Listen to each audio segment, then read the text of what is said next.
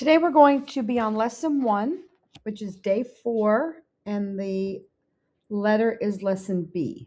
So if everyone will please turn to lesson B in their book, and you will find this on page number 5.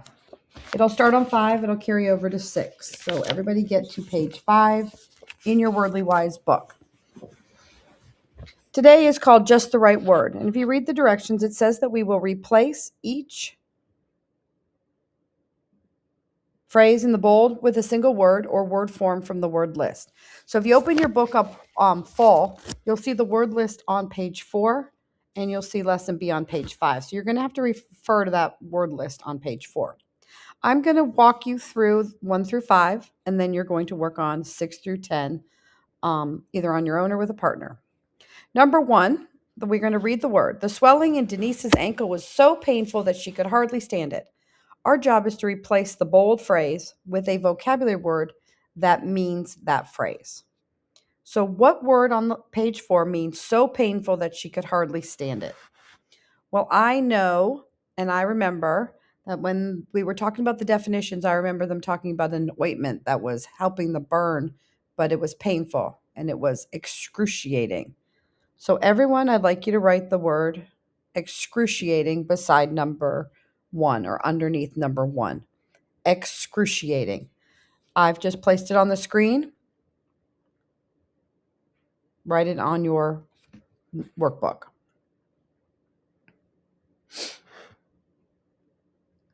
Number 2 reads, from Miss Hernandez's abrupt manner, the students understood immediately that something was wrong. We need to replace the definition abrupt manner with the vocabulary word that means that. So take a minute and look over on page 4 and think which word means abrupt manner.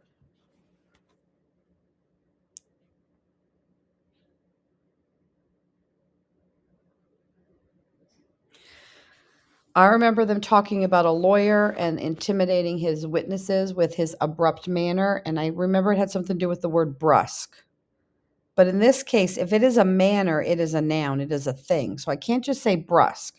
From Miss Hernandez's brusque, the students, that doesn't make sense. So I have to put from Miss Hernandez's brusqueness, the students immediately understood that something was wrong. So please write the word brusqueness, and notice when you add the suffix ness, it changes it from an adjective to a noun. Number 3, the 1930s was a very disturbed and agitated decade in European history.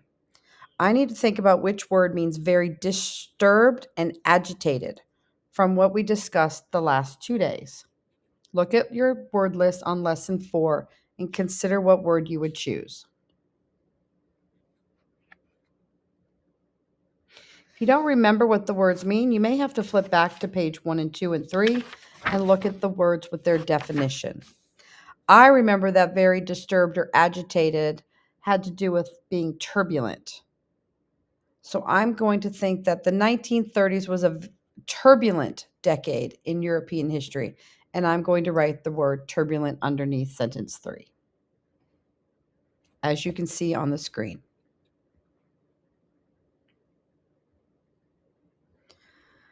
Number 4, when the lawyer attempted to harm the reputation of the witness by calling her a liar, the judge intervened.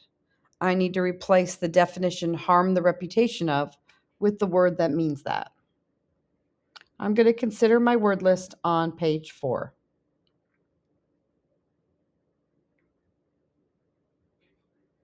If it helps, you could cross out the words we've already used, because as we go through further lessons, the word list will reappear on multiple pages.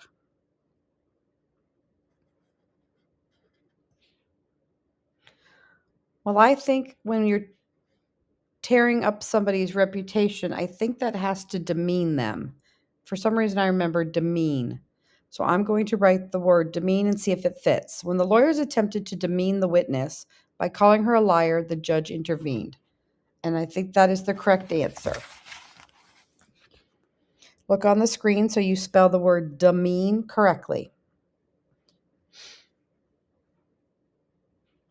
Number 5, who was the person with the legal rights to the ownership of the furniture business? Now I need to replace person with the legal rights of ownership. So which word means to have ownership over a business? Well, I remember in social studies, we talked about the lords, proprietors who govern the state. So I think the word is proprietor, a person who owns a business. And I'm going to write the word proprietor. Please make sure you spell this correctly. It's a little tricky. Proprietor, proprietor, a person who owns a business. Now what I'm going to have you do is take the next 5 minutes and complete 6, 7, 8, 9, and 10 with the remaining words. So if it'll help to cross out the 5 we've already used, then you have the remaining words. There are only 10 sentences and there are 15 words, so you won't use them all. So go through each sentence and look at the bold words and replace those with the word that has those meanings. I'm going to ask your teacher to pause this, and then when you're ready, unpause and the answers will be on the screen.